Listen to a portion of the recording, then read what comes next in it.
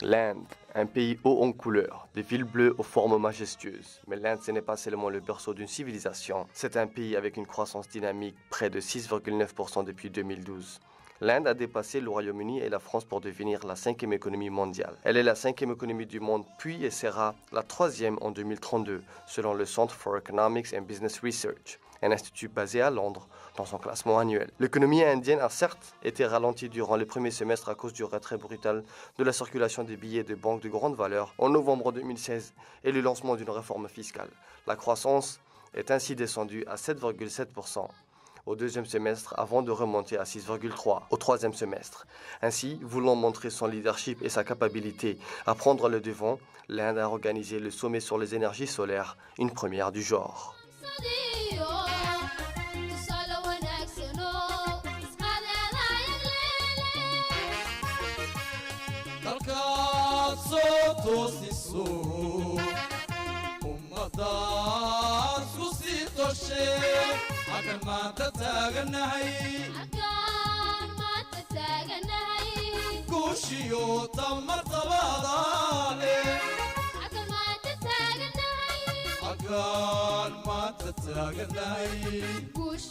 Le président de la République, son Excellence M. Ismail Omar Guelleh, est arrivé le samedi 10 dans la soirée à New Delhi, capitale de l'Inde, pour prendre part aux côtés de ses homologues chefs d'État et de gouvernement des pays d'Afrique, d'Asie et d'Europe à une conférence internationale sur l'énergie solaire.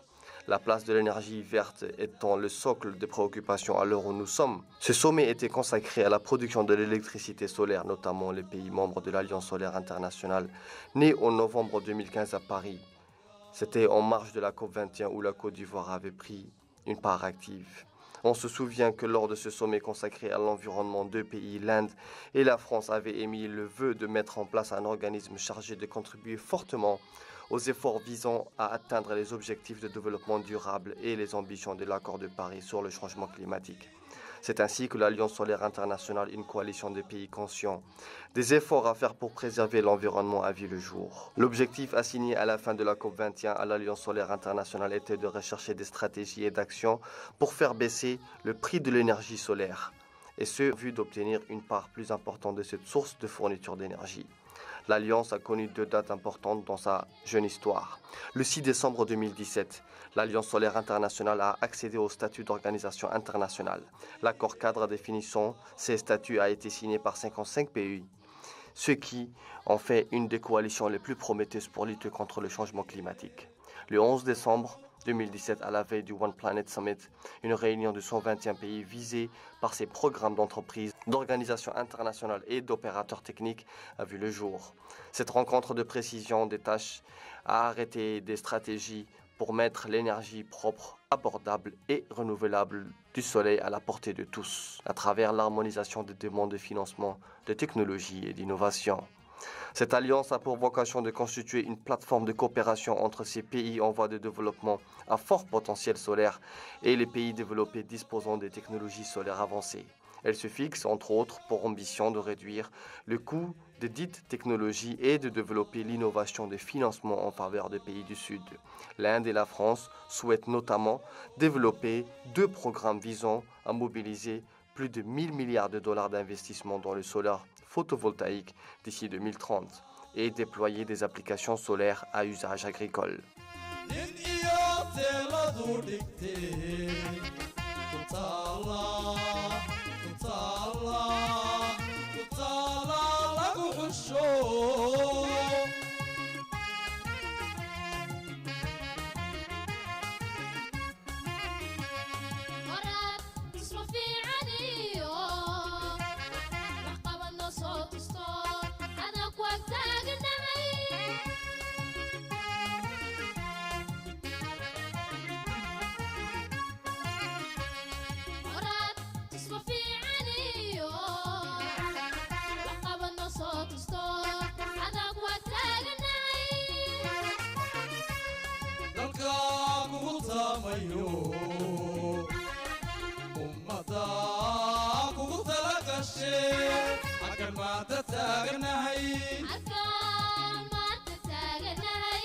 Kushio tamartabadale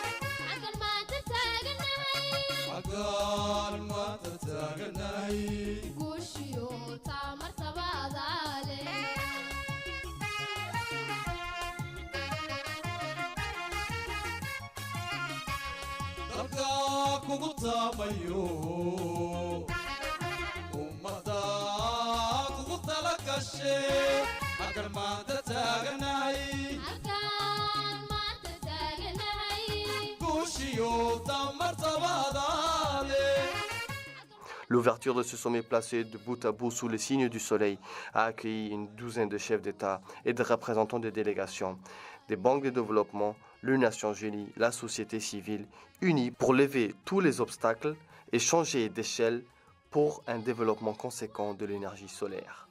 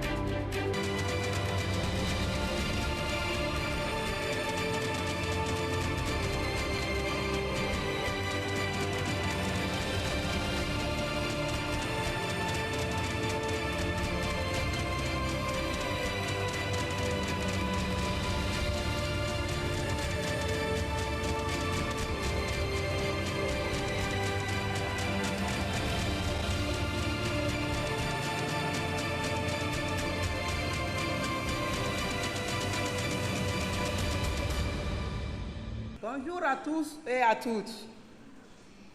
Les solaires mamans que vous voyez vous souhaitent les bienvenus. Je m'appelle Marina. Je viens de la Côte d'Ivoire et d'un village très pauvre de la Côte d'Ivoire. Un village où l'on vit dans l'obscurité, non électrifié. Le Barrefoot College est un endroit très spécial car il a été créé pour les femmes pauvres. Maintenant que je suis Marina, ingénieur solaire, c'est moi qui vais envoyer les choses les plus importantes pour améliorer nos vies au village. Je me pose une question. Pourquoi y a-t-il pas plus d'endroits dans le monde qui nous fait confiance, nous les pauvres femmes? Encore les solaires mamans vous disent un chaleureux merci et soyez les bienvenus.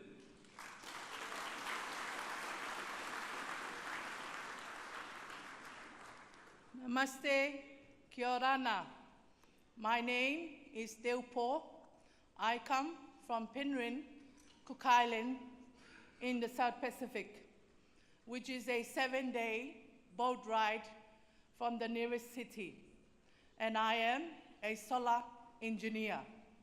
Women should believe in ourselves.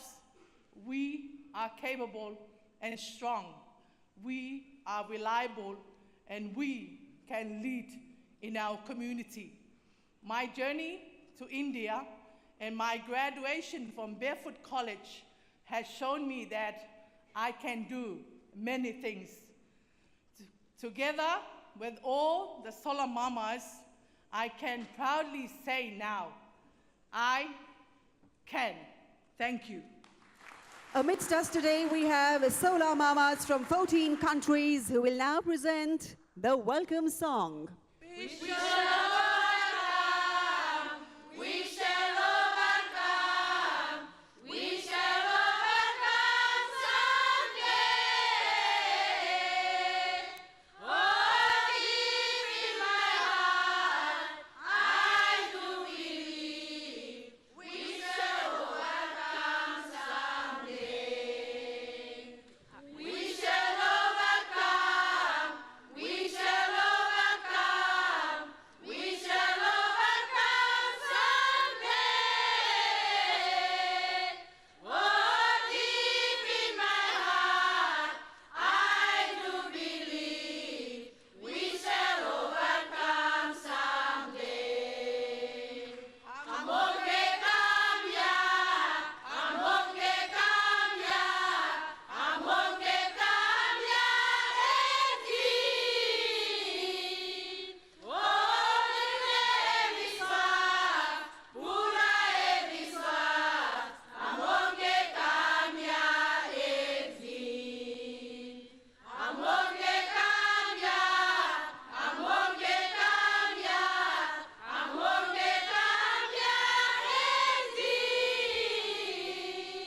Oh, libre visual, pura visual, amor que cambia en ti.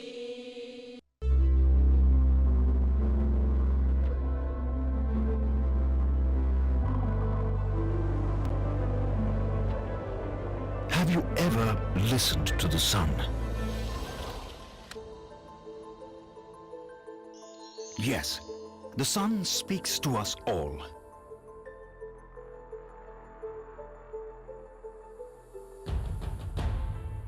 We are one family.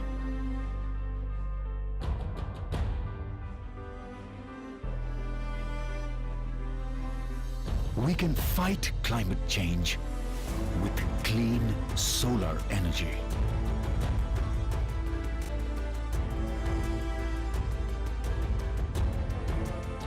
The sun gives us hope.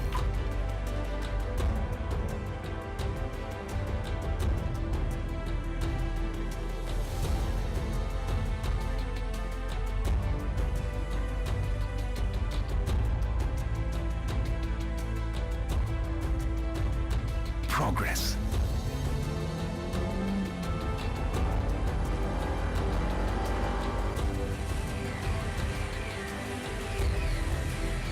A future.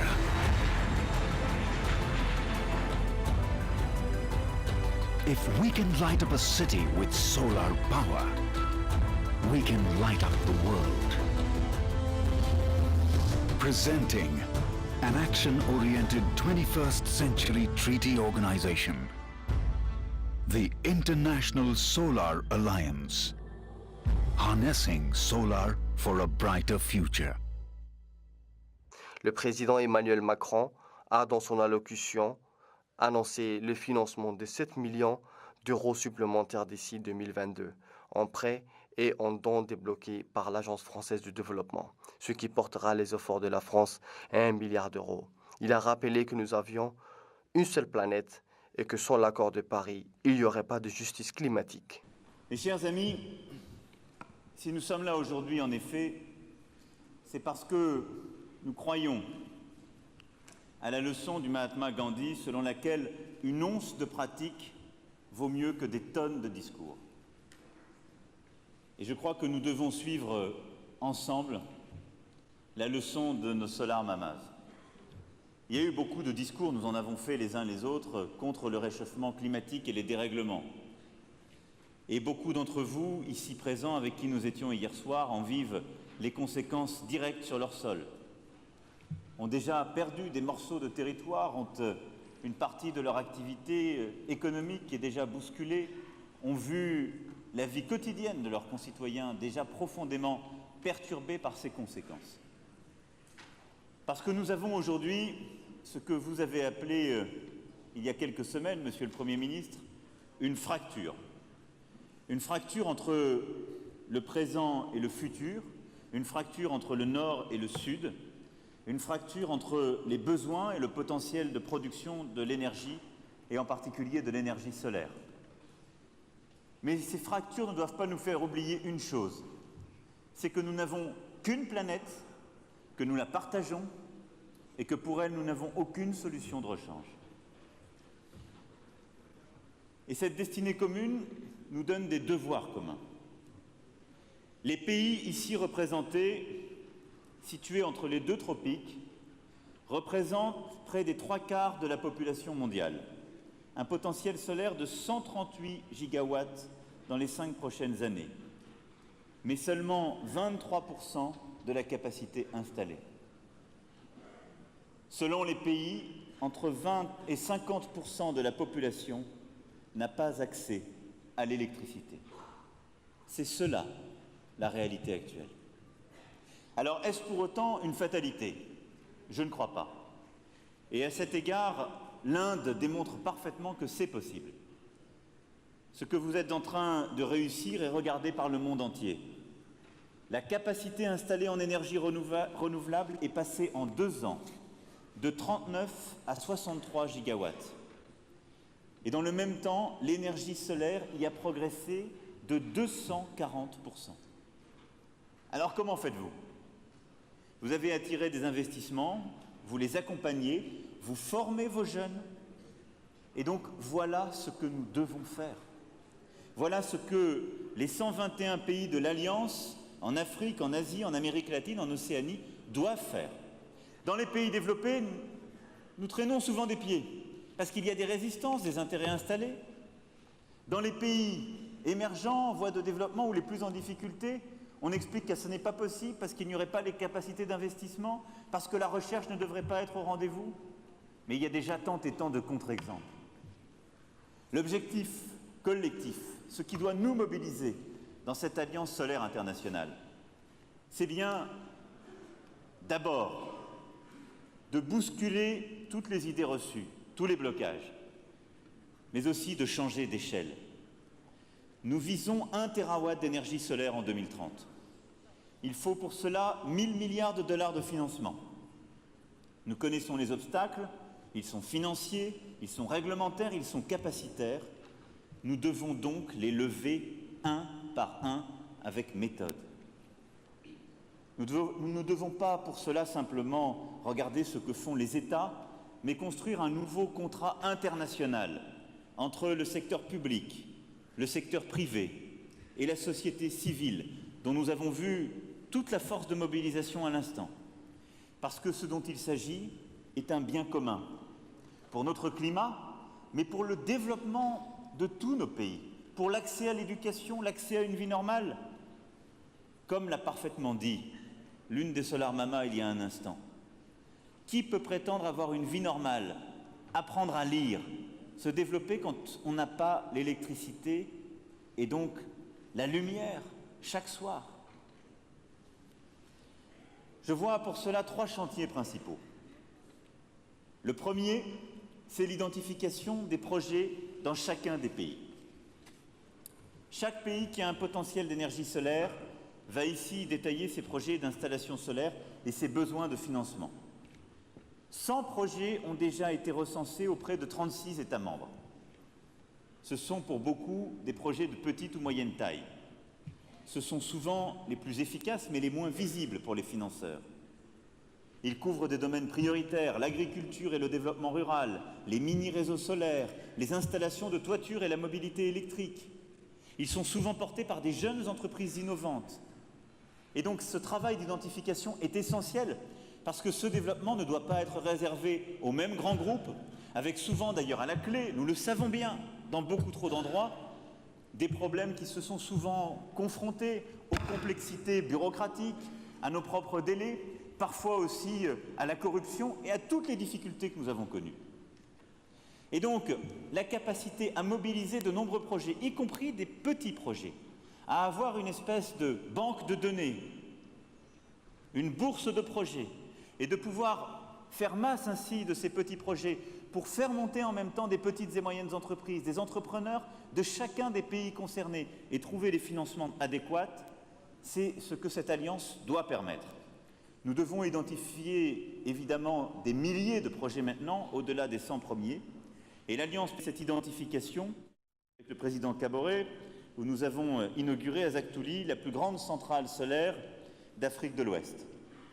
C'est pour moi une grande fierté et je pense un résultat très concret qui montrait aussi la mobilisation pleine et entière d'un pays comme le Burkina Faso qui est aujourd'hui confronté à d'immenses risques et à des attaques multiples. Je serai demain avec le Premier ministre Modi dans l'Uttar Pradesh pour inaugurer la plus grande centrale solaire de l'État le plus peuplé de l'Inde. Et j'annonce aujourd'hui que l'Agence française de développement consacrera 700 millions supplémentaires à cet engagement pour le solaire d'ici à 2022, portant ainsi notre engagement total à 1 milliard d'euros depuis son lancement. Mais pour atteindre l'objectif de 1 000 milliards de dollars nécessaire pour développer 1 terawatt d'énergie solaire d'ici 2030, nous avons besoin des investisseurs privés. L'Alliance doit donc nous permettre de créer un cadre favorable pour démultiplier ces investissements privés. Cela passe par la mise en œuvre de politiques réglementaires et tarifaires propices à ces investissements dans les énergies renouvelables, des procédures d'appel d'offres efficientes et l'utilisation de documents standards pour faciliter l'achat et l'approvisionnement en électricité.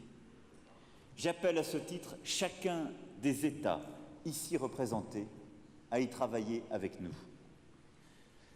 Cela passe également par la mise en place d'outils de garantie adaptés.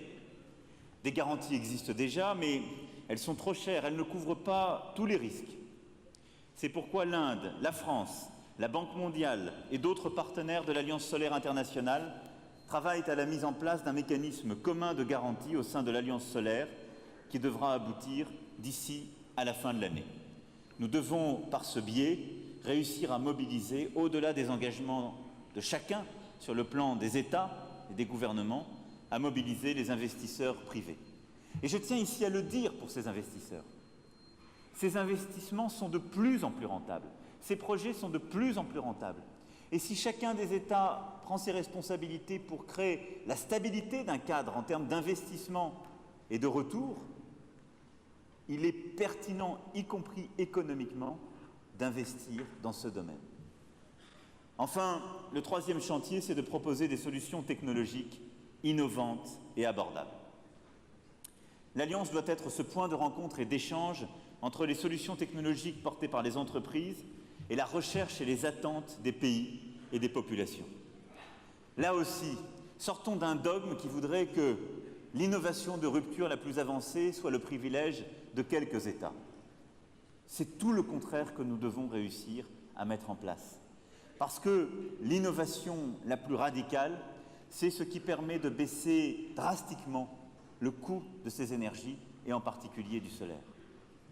Cela passe avant tout par la formation. Nous venons d'en avoir un exemple parfait. Il ne suffit pas d'avoir des installations, il faut savoir les entretenir et les utiliser. Et à ce titre, la création d'un réseau de 100 centres d'excellence dans les pays de l'Alliance permettra de former 10 000 techniciens. Nous mettrons en place un cursus de formation destiné à ces jeunes techniciens. Et cette bataille est indispensable parce que combien de fois avons-nous vu des États, et il se peut même qu'il y ait eu la France dans cette liste, vendre par le biais de ces grands acteurs industriels des formidables fermes solaires, et dans bien d'autres secteurs aussi. Et puis, quelques mois après l'inauguration en grande pompe, s'apercevoir qu'il y avait des premières difficultés et personne pour réparer. Personne qui sur place savait les entretenir. Personne qui sur place savait vraiment les faire fonctionner.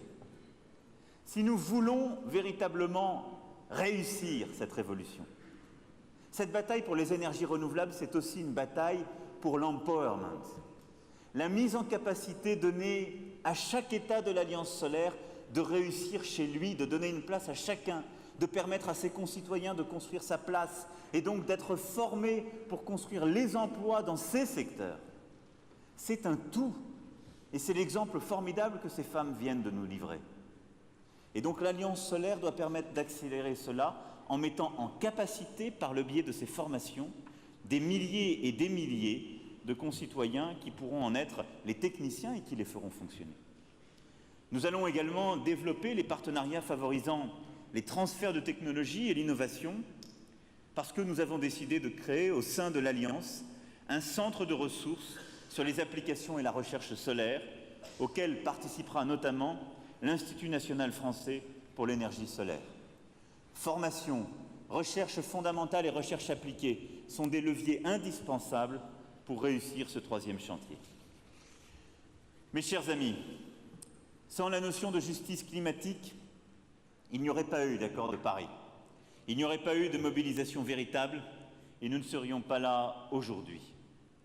Chacun se serait renvoyé la faute et nous aurions continué à aller collectivement dans le mur. Cette justice climatique, la volonté de défendre un bien commun essentiel qu'est notre planète, notre climat, c'est notre capacité collective à dépasser tous les clivages géographiques, d'intérêt de court terme, de représentation. Aujourd'hui, nous inventons une nouvelle voie pour faire alliance dans le monde, non plus autour de principes, mais autour de biens communs, à travers un vrai changement de logiciel et une volonté de faire. Je vois ici des chefs d'État et de gouvernement, mais aussi de nombreuses institutions internationales, des entreprises, des investisseurs, des représentants de la société civile, tous réunis autour de cette initiative importante. Je reconnais nombre des visages qui étaient présents à Paris le 12 décembre dernier au One Planet Summit. Nous avons beaucoup avancé, mais il nous reste encore beaucoup à faire.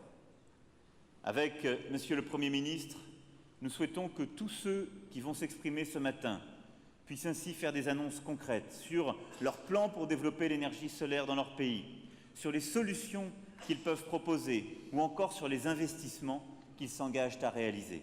Le Premier ministre indien Narendra Modi a dit que pour aborder les grandes questions dont dépend notre existence commune, l'humanité n'est jamais aussi grande que lorsqu'elle parle d'une seule voix.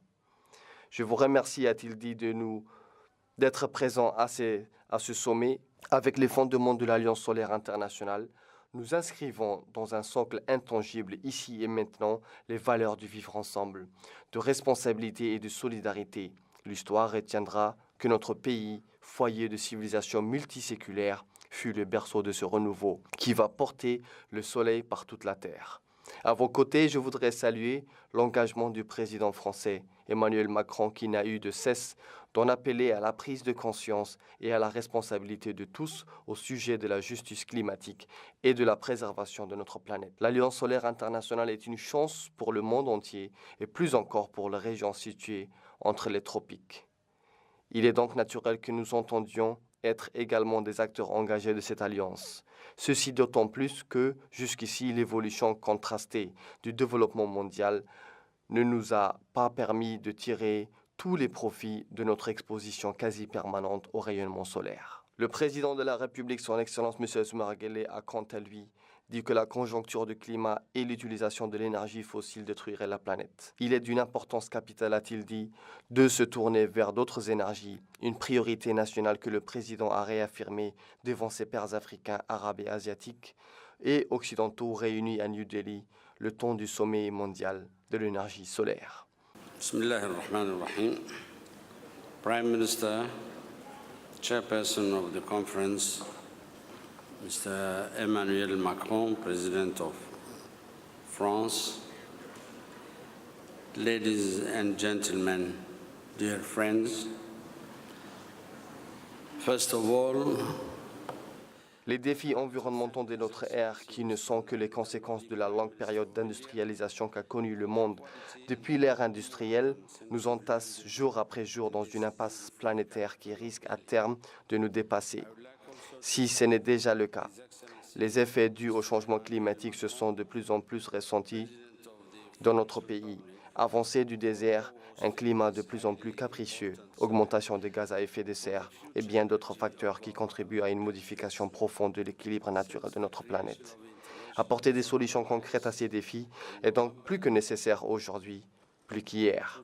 Depuis la création de l'Alliance solaire internationale en novembre 2015 à Paris, l'institution qui s'est fixé l'objectif ambitieux de lutter contre le changement climatique à l'échelle mondiale en permettant l'exploitation du potentiel solaire et en le rendant plus abordable, possible aux populations vivant dans les pays situés dans la ceinture entre le tropique du Cancer et le tropique du Capricorne, soit 121 pays à fort potentiel solaire et près de 73% de la population mondiale. L'Alliance a vu la signature de l'accord cadre de l'Alliance par 52 pays, dont 26 sont ratifiés. Bien que représentant une infime partie de cette population, les Djiboutiens se sentent privilégiés par la nature, raison pour laquelle nous rendons un vif hommage à cette institution, à ses premiers pas, mais aussi aux nobles efforts qu'elle ambitionne apporter pour contribuer à renforcer les stratégies de développement des énergies renouvelables, et principalement le solaire, dans ces pays à fort potentiel, qui font souvent face à un défaut aux capacités technico-financières pour développer ces ressources par leurs propres moyens. À l'échelle du pays, bien que nos potentiels en énergie renouvelable soient considérables, nous continuons à faire face à une forte production d'électricité d'origine thermique. Une électricité sujette aux aléas du cours mondial du pétrole. Cette situation n'est plus tolérable. Il est en effet plus possible qu'à l'ère où le monde passe aux énergies propres et malgré nos forts potentiels renouvelables, nous continuons à dépendre des hydrocarbures par notre production électrique. D'ailleurs, la nouvelle vision 2035 du pays qui s'articule entre autres autour d'une Djibouti émergent et jonction entre le continent africain, le Moyen-Orient et l'Asie et l'Europe, prévoit un renforcement des infrastructures énergétiques. Le potentiel en énergie renouvelable de Djibouti sont bien connus. Djibouti dispose d'un fort potentiel géothermique, d'un important potentiel éolien, mais surtout d'un potentiel solaire qui constitue la principale richesse en énergie renouvelable, avec une irradiation normale directe de près de 2430 kW, compatible avec une production à partir du solaire photovoltaïque ou thermique. La stratégie du pays place donc l'énergie solaire sur un piédestal dans le nouveau mixte énergétique. La République de Djibouti se focalisera donc en premier lieu sur l'exploitation de son potentiel solaire pour satisfaire à ses besoins énergétiques et renforcer sa capacité de production qui a cru rapidement ces dernières années avec la nouvelle politique de développement des infrastructures portuaires, aéroportuaires et routières. Pour atteindre ces objectifs nécessaires au développement économique du pays, nous avons fait le choix de miser à travers la loi sur les producteurs indépendants de l'électricité, sur les investissements directs étrangers et lancer le pays vers une nouvelle organisation du marché de l'électricité. La libéralisation de la production de l'électricité, un marché qui se devra être non seulement libéral, mais aussi concurrentiel, où les énergies renouvelables seront une pièce clé pour établir un modèle efficace, équitable et durable de développement énergétique dans le mix énergétique national.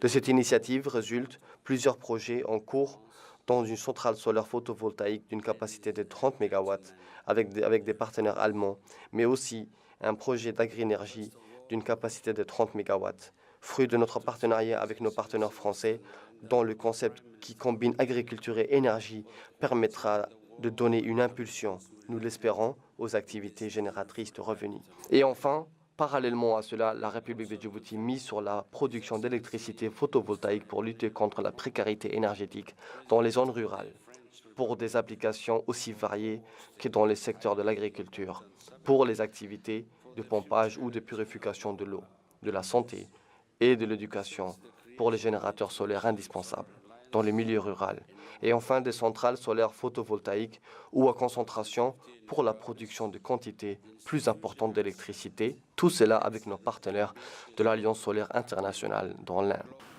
And thanks to your commitment to this international solar alliance for a better life and healthier life. Thank you for your attention. Une fois terminé, le ministre de l'Énergie, M. Younis Ali Guédi, qui a donné une interview à l'équipe de la RTD sur place, a dit que la République de Djibouti, par sa participation à ces sommets, qui étaient premiers du genre, témoignait de sa détermination vers une énergie et que cela était la priorité nationale. Aujourd'hui, nous sommes à New Delhi le 11 mars. C'est le sommet de l'ISA. Je peux dire qu'aujourd'hui, d'abord, l'ISA, on en parlait. Mais aujourd'hui, c'est le sommet fondateur de l'ISA. L'ISA aujourd'hui prend pied et c'est le commencement de l'Alliance solaire internationale. Ça a été, le coup d'envoi a été donné par les premiers ministres de l'Inde et le président français Macron.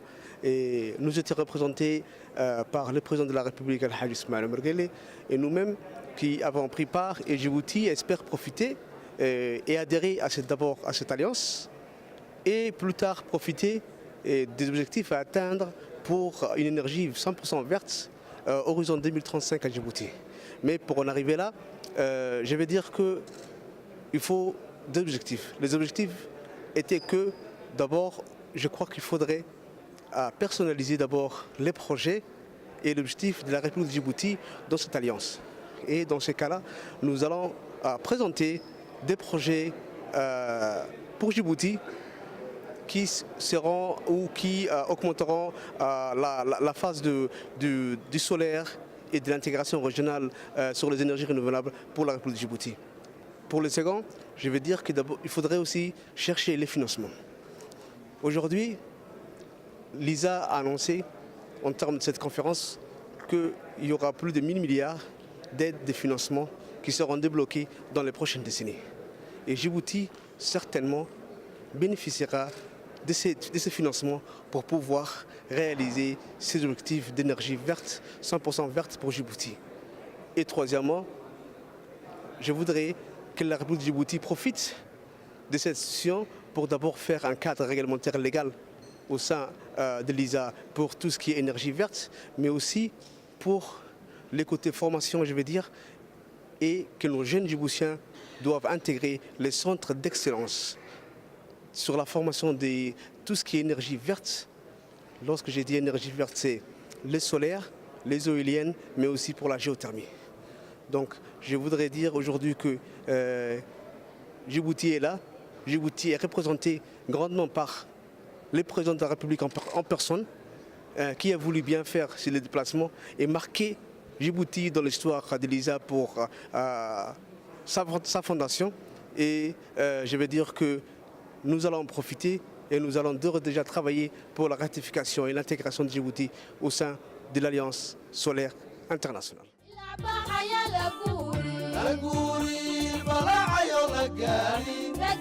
En marge du sommet sur les énergies solaires de l'Alliance internationale, le président de la République, son Excellence M. Ismaël Omar Guelleh, a rencontré le Premier ministre indien, M. Narendra Modi.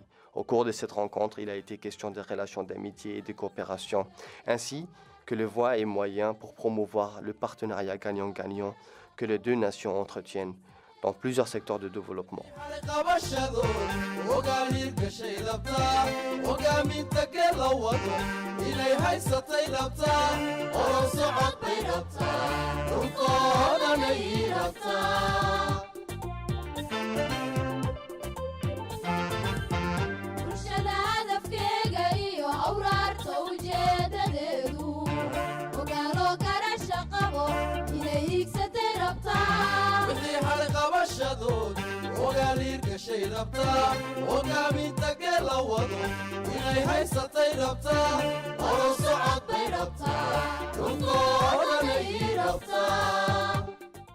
L'Alliance solaire internationale se propose de transformer ce handicap que constitue l'extrême ensoleillement en une opportunité de nature à booster le développement économique et social de ces pays. C'est désormais une évidence qu'aucun développement n'est possible sans la garantie d'un accès adéquat à l'énergie. L'énergie en quantité suffisante est consubstantielle au développement et à la prospérité mondiale. En effet, grâce à l'énergie, les populations des pays cibles pourront accroître leur production agricole, développer des industries et des services et de manière générale améliorer le cadre de vie de chaque individu sur Terre. Le sommet de l'Alliance solaire internationale s'est achevé par l'adoption d'un document appelé Agenda Solar de New Delhi, qui constitue la feuille de route pour la mise en œuvre de l'initiative. Les premiers financements ont également été annoncés en faveur de 100 projets prioritaires retenus pour le lancement de la première phase de mobilisation des financements. Plusieurs partenaires ont également fait part de leur volonté à participer à l'initiative sans pour autant avancer des montants. Pour la République de Djibouti, c'est plus qu'une simple instance de promotion de l'énergie solaire. L'Alliance solaire internationale est appelée à féliciter les innovations techniques et technologiques ayant trait à l'énergie solaire dans sa région de prédilection. Il lui appartient en outre de mobiliser des financements au profit de différents projets novateurs dans ce domaine vital. La République de Djibouti fait partie de la région censée bénéficier des projets structurants de l'Alliance solaire internationale. Notre pays qui, par le biais d'une ratification prochaine de la charte, l'institution adhérera rapidement à cette instance, trouvera en elle les concours techniques, matériels et financiers nécessaires au renforcement de ses dispositions en matière d'énergie solaire. L'adhésion prochaine de Djibouti à l'Alliance solaire internationale sera une traduction concrète de la volonté manifeste au sommet de l'État à doter notre économie des moyens d'une croissance verte à moyen et à long terme. Une priorité nationale que le président de la République, Ismaël Omar Guelleh, a réaffirmée devant ses pairs africains lors de ce sommet. Cette idée noble de coopération financière et technologique entre le Nord et le Sud en matière d'énergie verte est une nouvelle géopolitique du climat qui se dessine et semble une idée qui a fait son chemin. L'Alliance solaire internationale est une justice climatique à l'œuvre. C'est grâce à l'énergie du soleil que s'allument les étoiles de joie et d'espoir se sont affichées dans les yeux de millions à travers le monde. L'homme du XXIe siècle a le devoir de maintenir cette flamme allumée. Il a la responsabilité de tout mettre en œuvre pour que l'Alliance solaire internationale grandisse, se consolide et prospère. Le soleil est un bien commun. Ensemble, il est important que l'homme puisse rendre à l'humanité ce qui a été un don et d'en faire une richesse universelle.